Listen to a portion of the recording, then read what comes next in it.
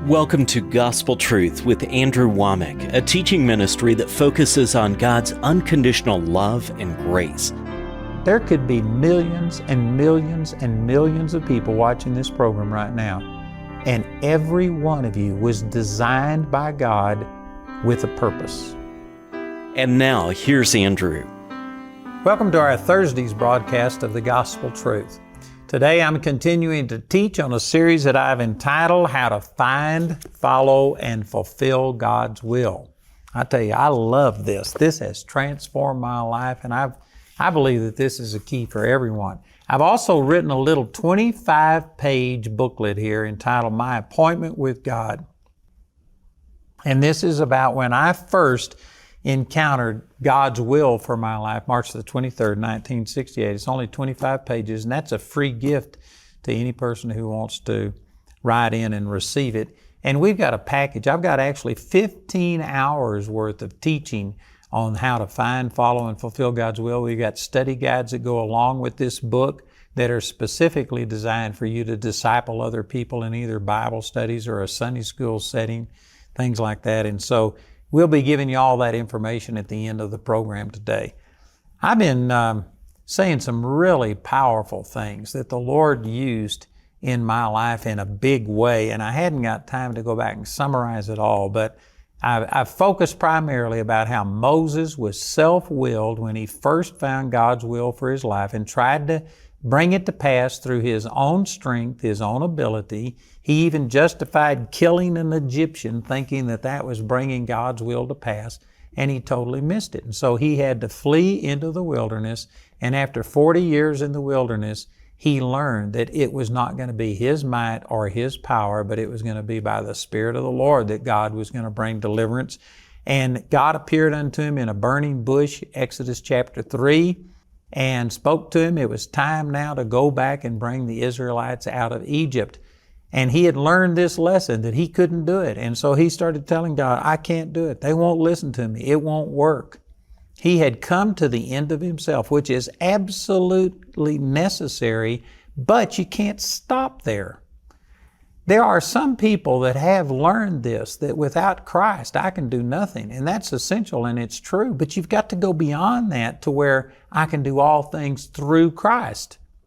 Without Him, I can do nothing, but through Him, I can do everything. And those things need to be merged together. They need to be combined, where you have no confidence in the flesh, but you have total confidence in who you are in Christ. And when God gives you something to do and you know it's directed by Him, you can do all things through Christ who strengthens you. So Moses had come to that place, the end of himself, but he was struggling to now believe that God could use somebody like him. So God had him throw his rod down. His rod turned into a snake. It looked like it was going to kill him, and God told him to pick it up by the tail. And when he picked it up by the tail, it turned back into a rod. But Exodus chapter 4, verse 20 says it was the rod of God. It was no longer just Moses' rod. It didn't just have the power that Moses had. It had the supernatural power and ability of God in it. And I've been stressing this the last few days, that every one of us is going to have to come to a place to where you literally lay your life down before God as a living sacrifice. And when you do that, He'll tell you to take it back up and He'll tell you to do things, but now it's not you living, it's Christ living through you. The things that you're doing are at His direction instead of your own wisdom. And when you do that, you will have supernatural power. And so Moses was able to take this rod of God down to Egypt, and he threw it down. It turned into a snake. The magicians in Egypt did the same thing, but his snake ate all of the other snakes, and then he picked it up by the tail. It turned back into a rod. He held it out over the Nile, and the entire Nile turned into blood. He held it out over the land, and lice came up on the land, and frogs came up. He held it up to the sky, and hail fell out of a clear sky, and then fire ran along upon the ground. And then he caused all kinds of plagues to come upon the Egyptians' cattle, but it didn't happen to the Israelites. He even held it up, and there was darkness for 3 days. There was no sun whatsoever. And yet, in the Israelites' homes, there was sunlight, not artificial light, not from a candle, but sunlight when it was pitch dark outside for 3 days. That's the power that was in that rod. It was now God's rod. And He also used it to kill the firstborn of Egypt.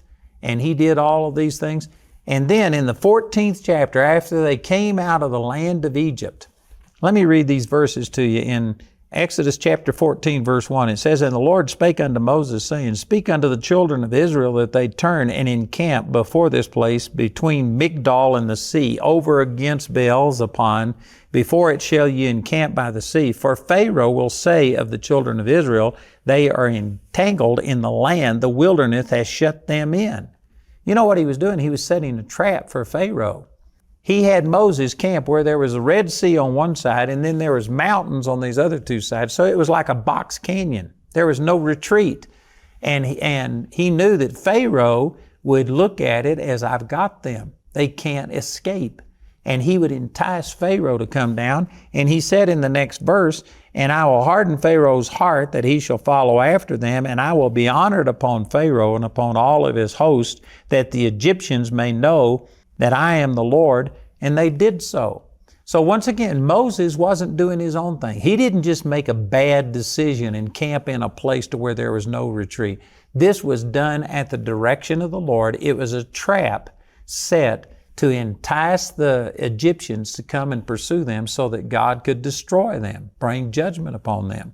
So sure enough, it happened just the way the Lord said. Pharaoh marshaled all of his troops and his chariots, his horsemen came down. When the Israelites saw what was happening, they panicked. They said, "Were there no graves in Egypt so that you made us come out here into the wilderness and die here?" And they said, "Let's appoint a captain and go back and submit ourselves to slavery again. It's better to live a slave than die free in the wilderness." And look at what Moses said unto them in verse 13. "And Moses said unto the people, Fear ye not, stand still and see the salvation of the Lord, which He shall show you today. For the Egyptians whom ye have seen today, you shall see them again no more forever. The Lord shall fight for you, and you shall hold your peace." You know, there's a lot of good things that Moses said right here. He stilled the people, and remember, they were in full civil war. They were in revolt. They could see the Egyptians coming, and they were panicking, and they were going to do something right then. And Moses, speaking with his faith and authority, just completely stopped the people in their tracks. So that was good to a large degree. But look at the very next verse. It says in verse 15, "And the Lord said unto Moses, Wherefore criest thou unto me?" You know, to me, that's kind of humorous nearly. I mean, here comes the Egyptians by the hundreds of thousands with chariots and horses to kill all of them. And his own people are wanting to revolt and kill him and go and submit themselves to the Egyptians. And God says, "Why are you crying unto me?" Man, I could have given many different reasons, like for our lives, for just all of these things. And the Lord says, "Why are you crying unto me?" And He says, "Speak unto the children of Israel that they go forward." Moses told them to stand still. God said, "Tell them to go forward towards the Red Sea." And then look at this. He says, "But lift thou up thy rod and stretch out thine hand over the sea and divide it, and the children of Israel shall go on dry ground through the midst of the sea." And then He promised that He would destroy the Egyptians. And so here's this situation. The Egyptians are coming down. The Israelis have revolted against Moses. He was in a bad shape. And he fell on his face and started crying out to God. Most people would think, "Oh, that was a great thing to do." God says, "Why are you crying out unto me?" Did you know that there is a time to pray and ask God for help? But then there's a time for you to take the authority that God has given you and use it. Now that's an important statement. And my dealings with people are that the vast majority of people are not using our authority that God has given us as believers. They come to God like a beggar. And they say, oh God, the doctor says I'm going to die. Oh God, I can do nothing. I have nothing, but would you please stretch forth your hand? If you pray like that, you're going to die.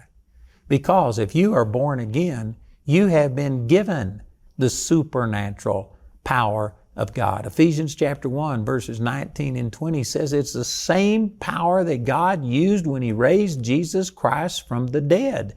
You have raising from the dead power on the inside of you. And if you come before God and say, oh God, it's cancer. I can't do anything. This is incurable. Well, you have just shot yourself in the foot, because God gave you power over all sickness and over all disease. Matthew chapter 10, verse 1, Deuteronomy chapter 28, all sickness and all disease which are not written in this book of the law, them you are redeemed from. You compare that with Galatians chapter 3, verse 13, and 1 Peter 2:24, by whose stripes you were healed. 3 John chapter 1, verse 2, God wishes above all things that you prosper and be in health, even as your soul prospers. And on I could go. God has given you authority and power. He said in James 4:7, you submit yourselves unto God, then you resist the devil, and he will flee from you. And the average Christian is saying, oh God, please make the devil flee. God, please get rid of this sickness. Oh God, please get rid of my poverty. And you're begging God to do what He told you to do. You heal the sick. You cleanse the lepers. You raise the dead. Matthew chapter 10, verse 8. You resist the devil and he'll flee from you. There's a time and a place for you to quit praying and to stand up and start commanding the power of God to manifest. Man, that's awesome. And see, Moses had fallen back into this place where, like I've been teaching the last few days, it was good for Moses to come to a place to where he couldn't do what God wanted him to do in his own strength and power. Yes, it's good to come there, but you got to be careful that you don't let your own inability stop you from exercising the authority that God has given you. And Moses was in a situation that looked impossible, and he fell on his face and started crying out to God. And God rebuked him and told him, get up off your face and use the power that I've given you. You take that rod, my rod. This was the authority of God. And you hold it out and you command the sea to depart. I'm telling you, there's people watching this program right now that what I'm saying is your answer. You've been praying and asking God to just get the devil off your case, to heal your body, to prosper you financially, to take away your depression or whatever, and you aren't using the authority that God has given you. You know, Jamie and I got married October the 27th, 1972. And I tell you, I was dumber than a hammer. I had about $5,000 that I had saved. And I just was so excited about being called into the ministry. And when I got married, I just decided I'm going to go full-time in the ministry. And I took this $5,000, turned it into $100 bills, and in 3 days' time, I just gave it away to strangers. I walked into 7-Elevens and just started giving money to anybody who wanted it. Boy, you got to be dumber than a hammer to do stuff like this. But I just thought that I had to get away from having my own money, and I was waiting to trust God. And because of it, we became very poor, and we struggled. And within just a very few months, we were married October the 27th, and by the first part of 1973, we had been served an eviction notice. And I forget all of the details, but I needed $160. I'm not sure exactly how much our rent was, but we were more than 1 month behind. And we were given an eviction notice that we had to have $160 or we're going to be evicted in the morning. And so I was standing the best I knew how. My head was wrong, but my heart was right. I was trying to believe God. Jamie and I drove to a revival service in Greenville, Texas. And all the way there, we sang Psalms chapter 27. The Lord is my light and my salvation. And we were standing and believing God and just trusting that we weren't going to get evicted. And the man preached on this exact passage of Scripture. It was a little different than what I'm saying, but this is where I got some of this revelation. And he was talking about how the Lord told Moses to get up off of his face and use the authority that he had given him, use that rod. And man, it spoke to me. So after the service was over, I went up. Jack Taylor was the man who was ministering. He just died, I think, last year. But anyway, Jack Taylor was the one ministering. And I went up and told him my situation and said, I'd like you to agree with me. And so he prayed with me, and he believed that I was going to receive the money so that we wouldn't be evicted from our apartment. And we went all the way home. And that night when we got home, I told Jamie, I said, I'm using the authority that God gave us. And I laid hands on this little metal folding chair that we had. We were really poor, didn't have very much, but we had this little folding metal chair. And I said, if God has to, I believe He's turning this chair into money or doing whatever, but we are not being evicted. I command that power of God to flow. He's given me authority, and we went to bed. And here's the rest of the story. My sister was at that same meeting, and she couldn't hear what I said to Jack Taylor when I asked for prayer, but she heard his prayer, and through that she realized that we were going to be evicted in the morning. So she went home, and her husband, my brother-in-law, Leon, he's a wonderful guy. He's now gone to be with the Lord, my sister and brother-in-law. But he was a wonderful guy, and he loved me, and we had a good relationship, but he absolutely thought I was crazy to quit working, give all of our money away, and trust God for finances. And he told me many times, he says, you're going to starve to death.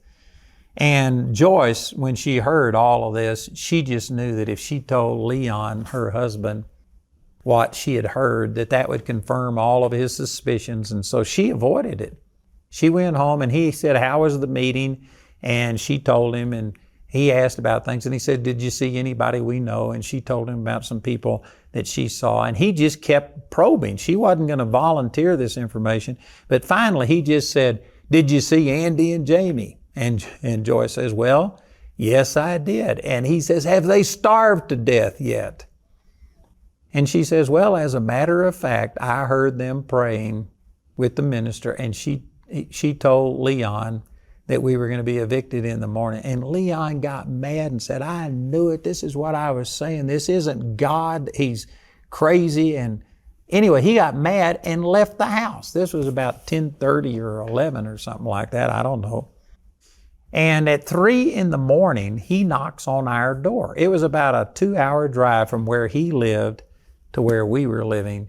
And he knocks on our door at 3 in the morning. And so I get up and I let him in, and he comes in and just sits down and starts just talking, shooting the breeze.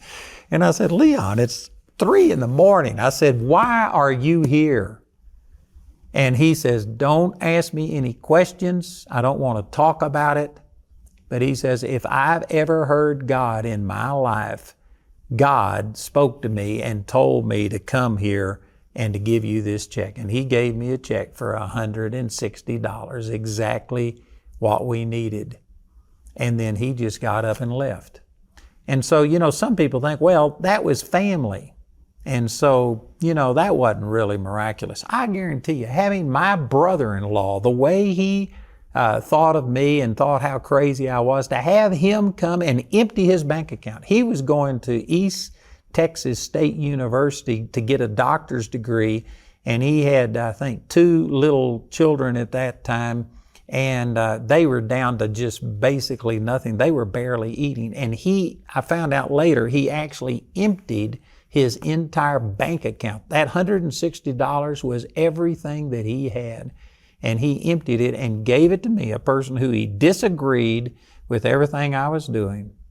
And he gave it to me because God had touched him. That was a greater miracle than if God would have turned that chair into money. I guarantee you, it was a supernatural provision. And it happened because I took my authority and used it. There's a time to pray and ask God for wisdom when you don't know what to do. But once you know that God has given you power and authority, once you lay your life down and pick it up by the tail, then there are a lot of things that you have to do. And instead of calling on God and asking Him to do it, you need to take your authority and use it. So I've been saying this the last few days, that there's this balance between you can do nothing, having no confidence in the flesh, and then over here, I can do all things through Christ. You've got to know your authority, and you've got to marry these things together. And it's not just like you learn this lesson and you just go straight and you never make a mistake. It's more like you wave like this, like you go back and forth between these things. Moses didn't do it perfectly. Right here in the 14th chapter, he fell back into thinking, God, what am I going to do? I'm nothing, I'm nobody. And he forgot the power and the authority that he had. And then later on, you can see that he had already smitten a rock one time and enough water came out to feed or to water all of the people and their animals. And that was good, but God told him to strike the rock. Then it happened a second time. And this time Moses got into the flesh and got back to being self-confident. I mean, he had seen great miracles happen. He saw the Jews delivered from Egypt. He saw the Red Sea parted. He saw, poisoned waters become sweet. He had seen so many miracles, and he just got into the flesh. And he even told the people, he says, must I fetch water for you rebels out of the rock? And God told him to talk to the rock. Not to hit it, talk to it. And yet he hit it with that rod and nothing happened the first time. So he hit it a second time, and by the grace of God, the water came out and fed the people. But the Lord told him, He says, because you didn't honor me and believe what I said, and you hit it instead of speaking to the rock, therefore you will not go into the promised land. And there's multiple reasons for this. I'm really short of time. I haven't got time to explain all of this today, but the Scripture says that rock that followed them was Christ. And so smiting the rock once is like Jesus being crucified. But He can't be crucified a second time.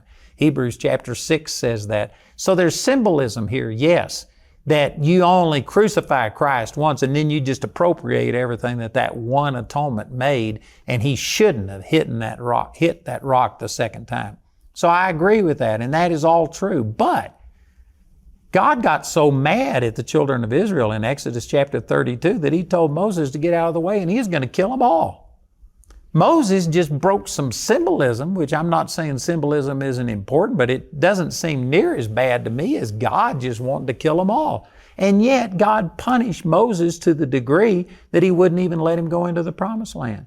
I think there was more than just symbolism. I think it was this self-will of Moses coming back that God told him to speak to the rock, but no, he thought it'd be more dramatic to hit the rock. After all, he had done it before and it worked. It was a God idea before, and he just supposed that he could do it that way. He was leaning unto his own understanding, and if God didn't stop Moses from getting back into that self-will, Moses could have blown it again and cost the children of Israel another 40 years in the wilderness.